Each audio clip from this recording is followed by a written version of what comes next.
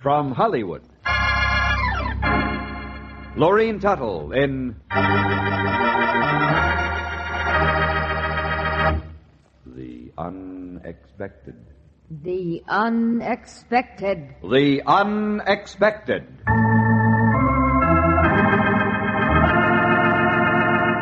Life is filled with the unexpected, romantic, tragic, and mysterious endings to our most ordinary actions. Dreams come true, or dreams are shattered by sudden twists of fate in The Unexpected.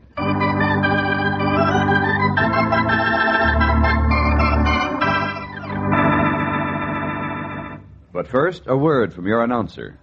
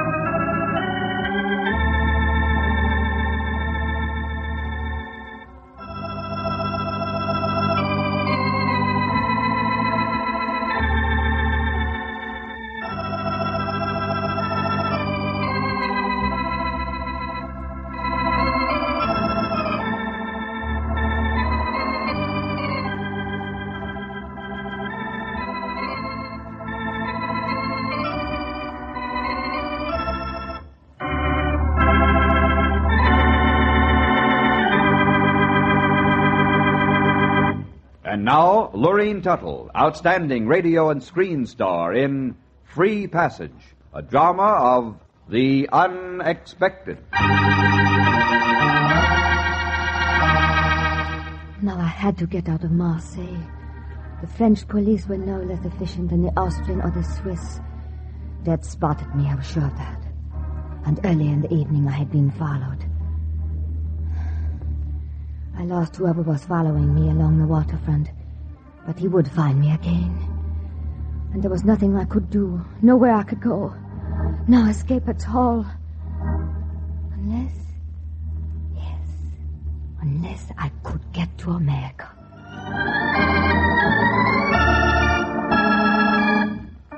And I made up my mind.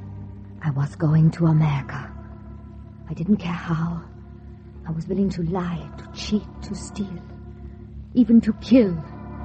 But I had to get out of France. I looked up at the gray steamers against the pier. Surely one of them had room for an extra passenger. But which one? Then I saw him. He was 6 feet tall, with a reddish scar across his hard brown face. He was standing on a warped gangplank, watching the lights of Marseille, like a little boy outside a candy store. Hello, Yankee. Lady, you ought to watch who you're calling names. But you are an American, aren't you, not? Nope. I'm a Texan. Texan? Don't let it bother you, honey. For your purposes, I'm an American. Well, then how about a walk into town? Maybe a drink? Well, I'd like to oblige, but we'll have to make it some other time. Tomorrow night? About a year from tomorrow night. Oh? Don't take it personal, mademoiselle. I'd sure like to see you some evening, but we're pulling out at dawn. I see. And that's the way things are. So you'd better find yourself another sailor. I gotta watch the ship. You have a strong sense of duty. Nope. I got a strong sense of ownership. Ownership? Yeah, I own this freighter, and I wouldn't want anything to happen to her. It is your boat? That's right. What you call her? Margaret B. Oh, how funny. My name is Margot. Who is Margaret B? Your wife? Nope. I'm not married. Oh? Now, if you'll pardon me, I'm going aboard. Of course. Good night, Margot. Sure sorry it couldn't last, but then I guess it never began, did it? No. Good night, Captain. I watched him go up the gangplank, and then I followed, making sure that no one saw me. It was very dark, very quiet. I lifted the canvas from a lifeboat, crawled underneath it, and went quickly to sleep. I dreamed that night of America, and rich food, and expensive clothes, and of a tall, brown-faced man who called himself what was it? A Texan. And when I awoke, my dream was standing over me, looking down at my face with a very surprised expression in his wide blue eyes. Well, I'll be a ring-tailed monkey. What in thunder do you think you're doing? Going to America. Oh, no, not on this ship you're not. Why? Because... Now, listen here, young lady. You're a stowaway. You got to get out of here. But I cannot swim, and we are already at sea. We'll just have to take you all back to Marseille. Oh, no. No, you cannot do that. Sorry, Margot, but I ain't got no room for passengers, especially none paying passengers. But I will pay you. That don't matter. You haven't got a passport, have you? No. Can't imagine what you were thinking of trying to hide aboard my ship. No passport, nothing. I had to do it, Texan. I must get to New York. Why? Because I'm all alone. And there I have friends who will take care of me. Oh, you must help. I will do anything, but you must help. I'm awfully sorry, Margot. You can tell your crew I have the necessary papers, and when we reach harbor, I can sneak off the boat, and no one will be the wiser. You're asking me to break the law. I know. And I have so little to give in return. But what I have is yours. All yours. Well, we're putting it in Lisbon in a day or two. I'll think it over until then. Oh, darling, how marvelous. You are taking me to America. Now, see here, I didn't say I'd take you all the way. Oh, but you will, I know you will. And I am so happy and so grateful. The captain was still very doubtful, but by the time we reached Lisbon, I'd convinced him to give me free passage to New York. And although his boat was small and evil-smelling, I had a wonderful, glorious voyage. I was happy every single moment because I knew the Margaret B was carrying me to a new life in America. One morning, nearly 2 weeks later, I was sitting cross-legged on the deck, playing gin rummy with a member of the crew. I had just knocked with 4 when the Texan clambered up the companionway, his big shoulders seeming to fill the narrow passage, and motioned to me to follow him below. Tim, where are we going? Oh, it is so dark, so forbidding. Just watch your step, Margot, and don't ask no questions. In about an hour, we're going to be sighting New York Harbor. Oh, Tim, how wonderful, how marvelous. I can hardly wait to get my first glimpse of it. Your first glimpse is going to be from inside a packing case.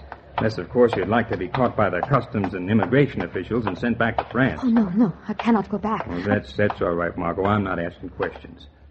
Here we are. See that big crate over in the corner? Yes, but... It's marked olive oil, but it ain't got no olive oil in it. Instead, there's going to be some sugar, all nailed up. Me? That's right. I've cut some holes in the back of the case. You'll get a little air. It may not smell too good, but I reckon it'll keep you alive. Now, go on, crawl inside, and we'll commence operations. Very well. Whatever you say. Oh, and Tim. Yeah? I don't know how to thank you, except this way. You're welcome, Margot. You're real welcome. All right, now get down in there. Yes, Tim. And when the customs inspector comes aboard, don't move and don't make any noise. You hear me, Margot? I hear you, Tim. Can't see why there should be all this red tape about your wanting to go to New York. They let Yankees into Texas without no trouble. It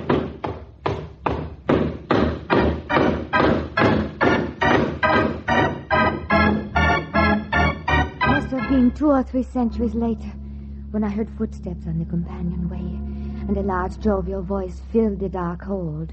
Well, Captain, we'll just take a quick check on your cargo, and you'll be able to unload before nightfall. Well, that's right nice of you, sir. Now, let's see. Bill of lading, SS Margaret B. Linen, 500 bolts. Champagne, 600 cases. Glassware... I could hear them going through the cargo, checking it case by case, shoving boxes aside, counting, recording, always getting closer to the corner where I was hidden. Well, that seems to be all of it, Captain, except for the shipment of olive oil here in the corner. I froze tightly against the sides of the box, holding my breath, listening to my own heartbeats. Till I thought that surely they were loud enough to be heard all over the boat. I guess there's no need to look at these boxes if they really are olive oil. Well, that's what they are, sir. No reason to lie about it. No possible reason. Not under the circumstances. I could not believe it. Yes, the inspector had not even bothered to look at the case where I was hiding. And in just a few moments I heard the rumble of heavy machinery. All right, Joe. I felt myself being swung up into the air. The box was twisting and turning as it sped through space, but I didn't care. I was already dizzy with happiness.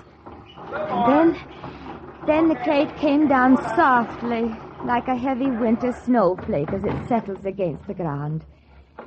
And I said to myself, "You have won, Margot. At last you are free. They will never find you now. You are in America, with a new life to live."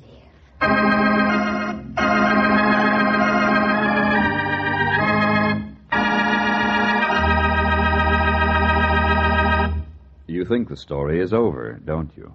But wait. Fate takes a hand. Wait for the unexpected.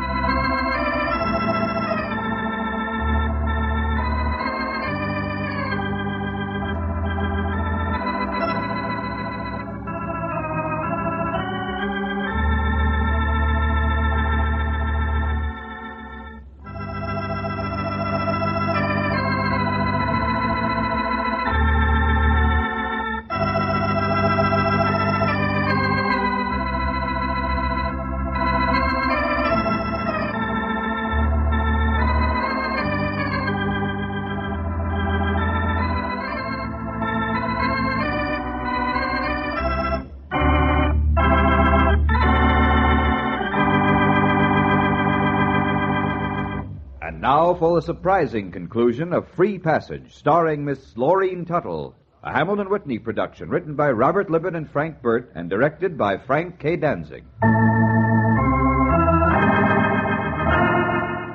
do not know how long I waited in the packing case. Perhaps it was several hours. And then I began to get worried. How was I to get out of the box? Where was the captain? Why had he not come to help me? Then at last I decided I had help myself. I could wait no longer. I took my shoe off and pounded against the wooden boards to attract attention. It worked. In a few moments I heard someone hammering at the side of the packing case. When the box had been pried open, it was a matter of seconds before my eyes became accustomed to the light. Then I saw him. A man staring at me. But what are you... I say, how did you get in there? Where am I? What am I doing on another ship? What's happening? It appears, young lady, that you're going to France. France? Yes, I'm afraid so. Don't know what you were doing in that case of olive oil, but the customs officials rejected the whole lot. Some duty mix-up, ordered it all sent back. And since my ship was heading for Marseille, I took it aboard. Yes, indeed, my girl. You're headed for France.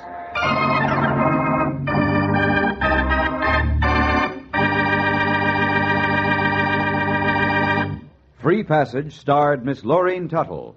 Listen soon for another of your favorite motion picture stars in a drama of the unexpected.